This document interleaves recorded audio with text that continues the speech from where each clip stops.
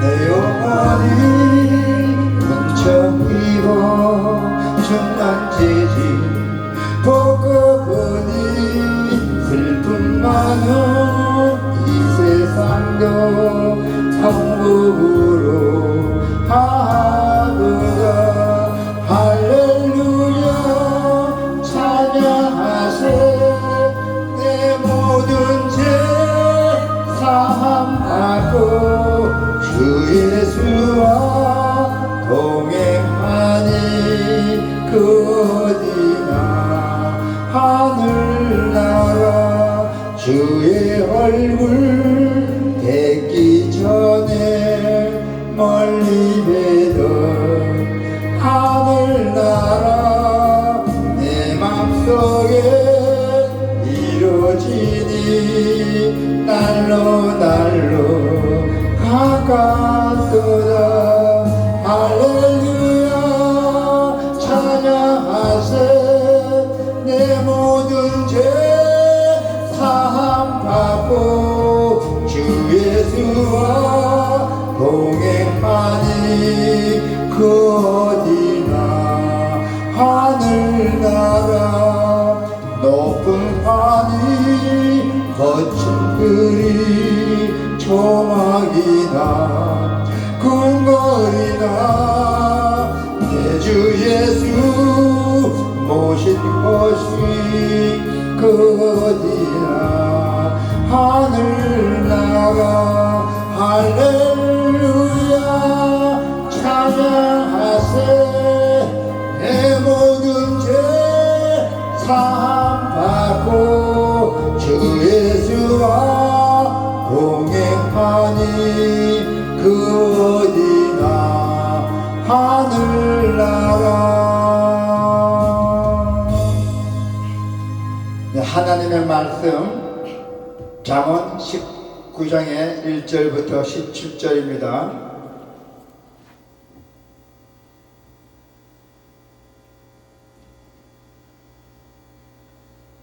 가난하여도 성실하게 행하는 자는 입술이 배역하고 미련한 자보다 나으니라. 지식 없는 소원은 전하지 못하고 발이 급한 사람은 잘못 가느니라. 사람이 미련함으로 자기 길을 굽게 하고 마음으로 여호와를 원망하느니라. 재물은 많은 친구를 더하게 하나 가난한 즉 친구가 끊어지느니라. 거짓 증인은 벌을 면하지 못할 것이요 거짓말하는 자도 피하지 못하리라. 너그러운 사람에게는 은혜를 구하는 자가 많고 선물 주기를 좋아하는 자에게는 사람마다 친구가 되느니라. 가난한 자는 그의 형제들에게도 미움을 받거든 하물며 친구야 그를 멀리하지 아니하겠느냐. 따라가며 말하려 할지라도 그들이 없어졌으리라. 지혜를 얻는 자는 자기 영혼을 사랑하고 명철을 지키는 자는 복을 얻느니라.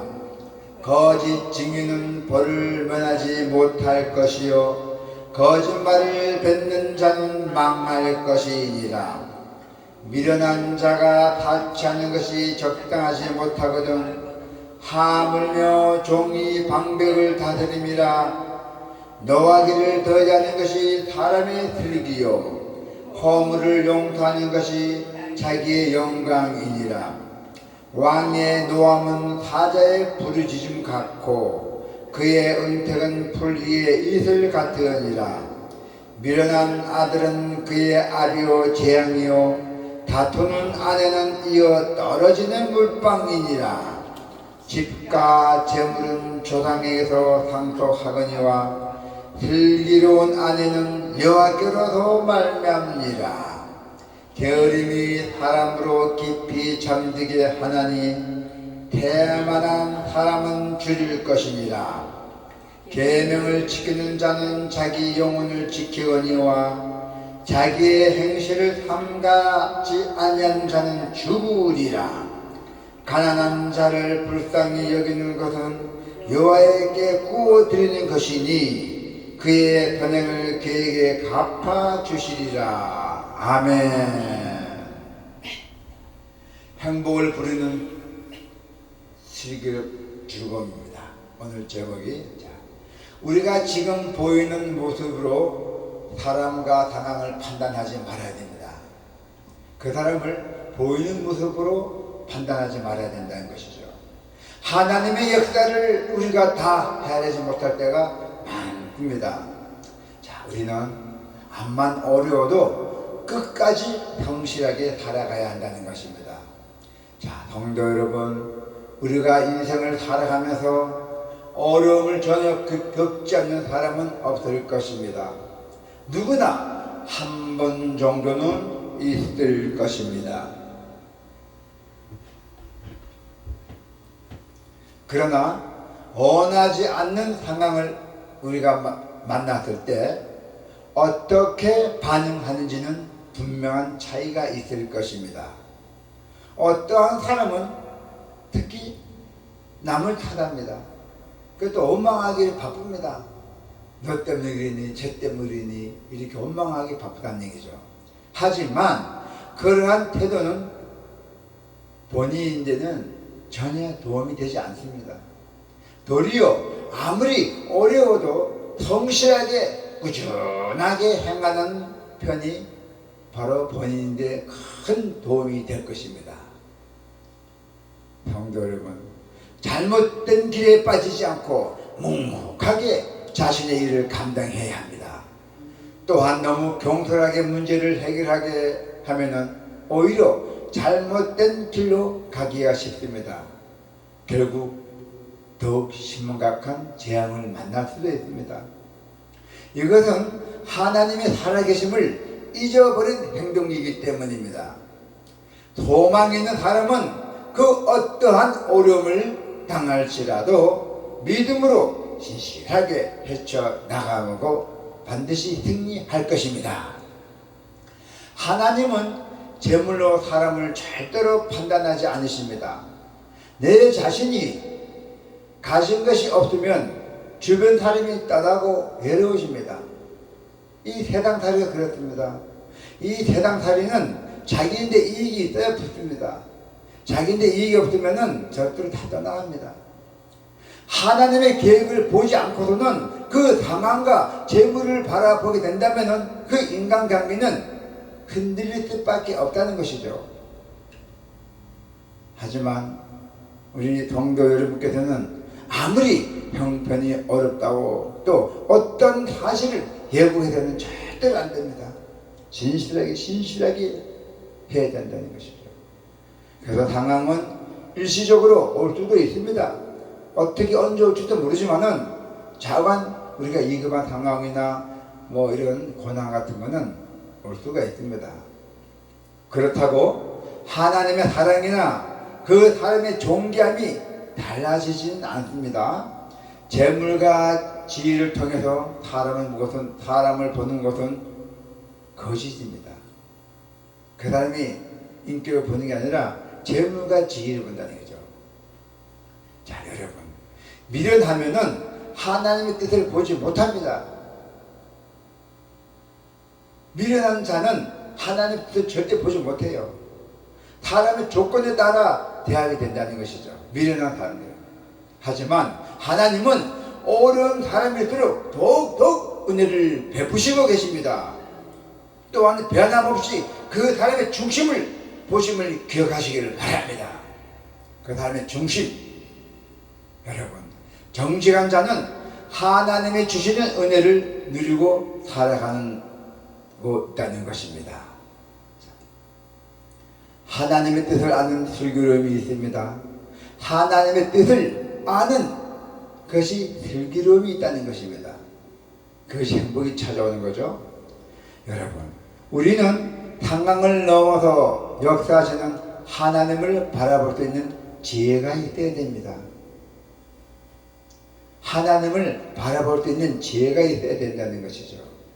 잠시 다가온 어려움, 그 순간에 다가온 어려움은 우리에게 축복을 준비하는 기회가 되는 경우도 많이 있습니다. 전화위복이라 하죠. 이러한 하나님의 뜻을 헤아리지 못하여 은혜를 걷어차는 꼴이 된다면 그것은 매우 안타까운 일입니다. 여러분, 우리는 절대로 흔들리지는 않는 그 믿음을 가지시기를 축원합니다. 때로는 어디 계신지 알 수 없어도 분명히 하나님께서는 여러분에게 모든 형편을 보고 계십니다. 우리는 여기서 다시 용기와 힘을 낼 때에 하나님께서 축복을 주십니다. 아무리 어려움을 당했을 때나 또 다른 이들의 어려움을 바라볼 때나 이 사실을 잊지 말아야 합니다. 가난한 자를 불쌍히 여기시는 것이 여호와께 구워드리는 것입니다. 빌려든다는 것이죠. 가난한 자를 불쌍히 여기시는 것이. 자, 이 말은 그분이 모두 눈여겨서 보고 계신다는 것입니다. 할렐루야. 하나님을 두려워할 줄 아는 것이 바로 지혜와 근본이라고 했습니다. 하나님이 행하시기에 우리는 절망할 필요가 없어요. 우리는 전지전능하신 하나님이 계시잖아요. 그래서 하나님께서 사랑하시는 사람에게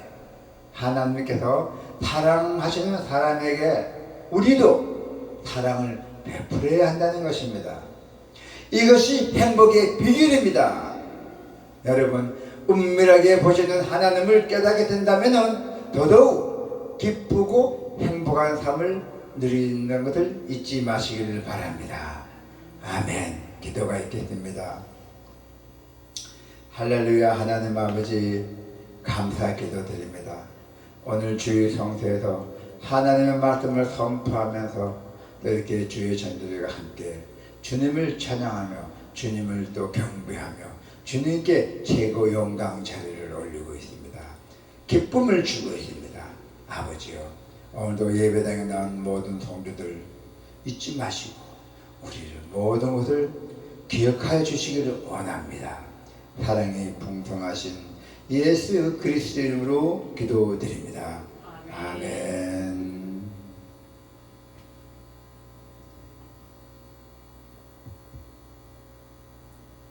놓고 커요?